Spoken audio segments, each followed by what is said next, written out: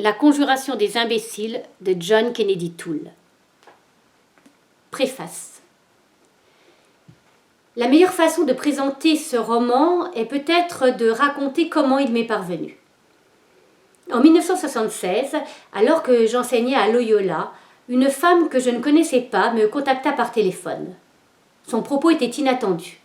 Son fils, qui était mort, avait écrit un roman tout entier au début des années 60 et elle voulait que je le lise. « En quoi ce livre pourrait-il m'intéresser » lui demandai-je.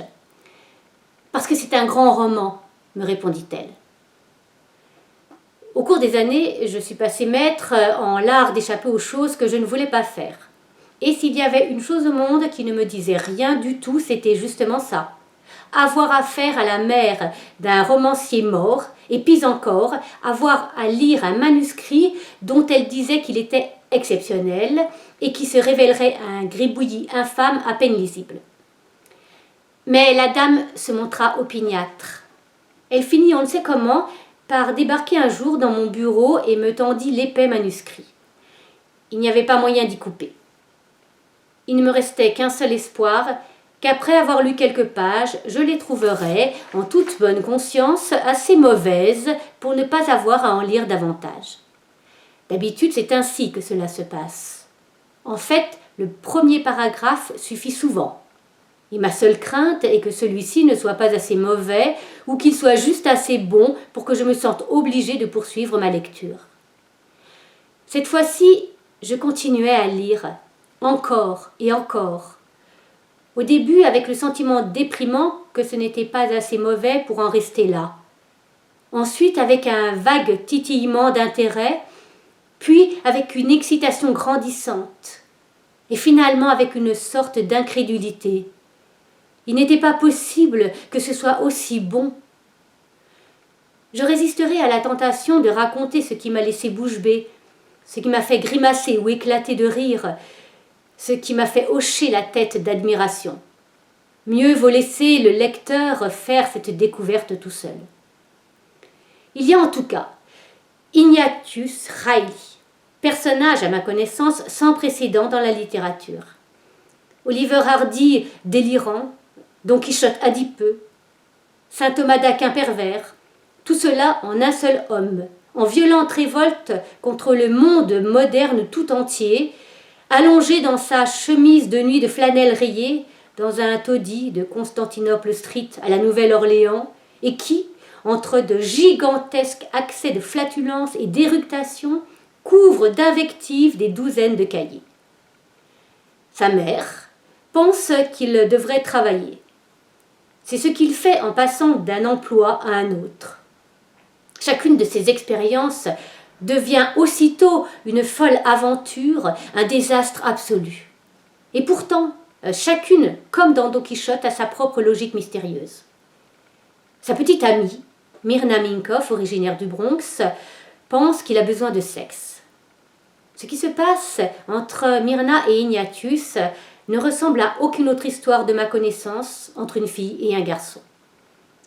Et ce n'est pas le moindre des mérites du roman de Toole que de restituer l'atmosphère particulière de la Nouvelle-Orléans, de ses bas quartiers, ses faubourgs perdus, son étrange parler, les blancs et un noir dont Toole a réussi à faire un merveilleux personnage comique, gageur presque impossible, plein d'esprit et de ressources, sans la moindre trace de caricature raciste.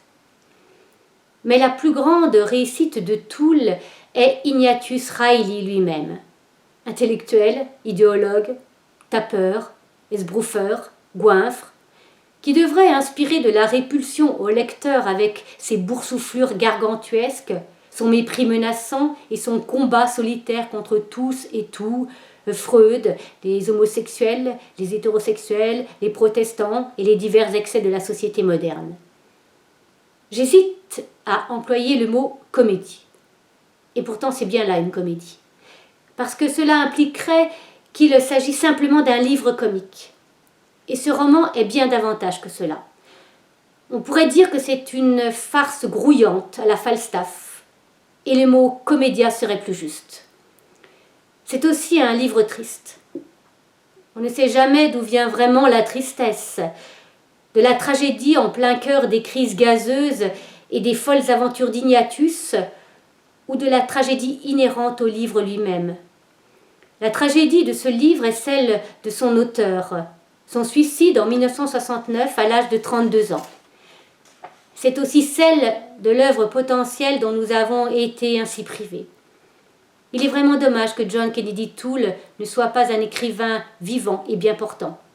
Mais c'est ainsi, et nous n'y pouvons rien. Si ce n'est nous assurer que cette tumultueuse et gargantuesque tragicomédie humaine est au moins offerte au lecteur. Walker Percy.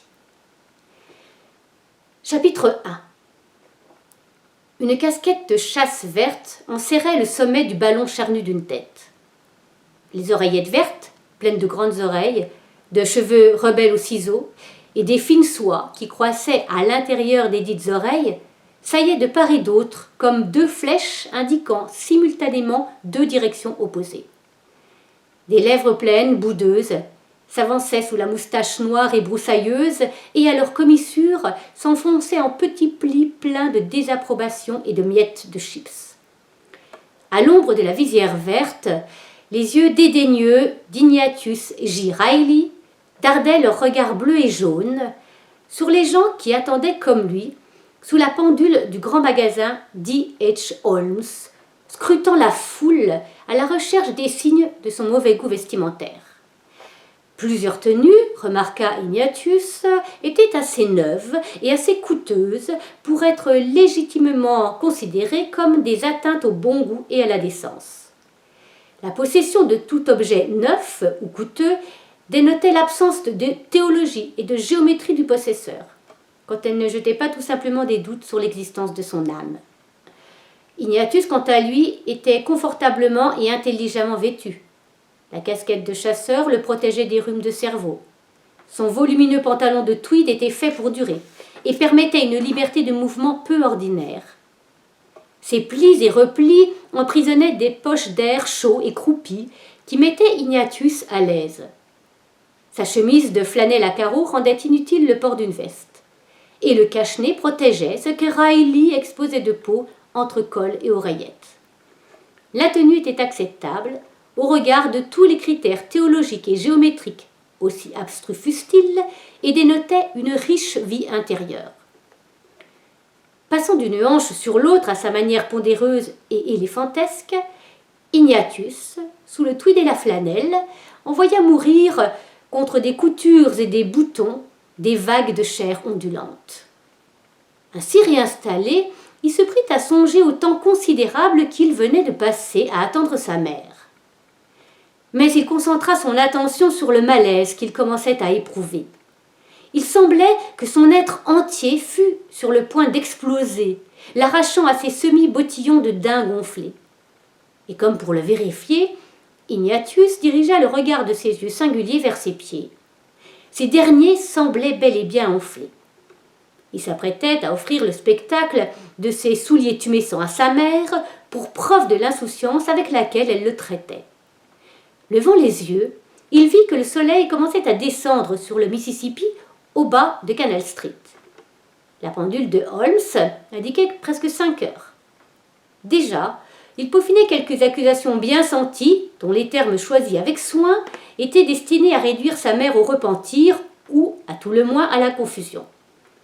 Il lui fallait souvent la remettre à sa place. Elle l'avait conduit en ville, dans la vieille Plymouth, et tandis qu'elle consultait le médecin pour son arthrite, Ignatius avait fait l'emplette de quelques partitions chez Verlaine pour sa trompette et d'une corde pour son luth. Puis, il était allé flâner devant les appareils à sous de la Penny Arcade de Royal Street pour voir si l'on n'avait pas installé de nouveaux jeux. Il avait été déçu de constater que le jeu de baseball miniature avait disparu. Peut-être était-il seulement en réparation. La dernière fois qu'il y avait joué, le batteur refusait obstinément de fonctionner et après quelques discussions, la direction lui avait rendu sa pièce de monnaie, bien que les employés eussent été assez mesquins pour suggérer qu'Ignatius lui-même avait cassé le baseball miniature en lui donnant des coups de pied. Concentrant toute son attention sur le sort du baseball mécanique, Ignatius détacha son être de la réalité physique de Canal Street et des gens qui l'entouraient. Aussi, ne remarqua-t-il pas les deux yeux qu'il observait avidement depuis leur abri, derrière une colonne du grand magasin D.H. Holmes, deux yeux tristes, brillants d'espoir et de désir.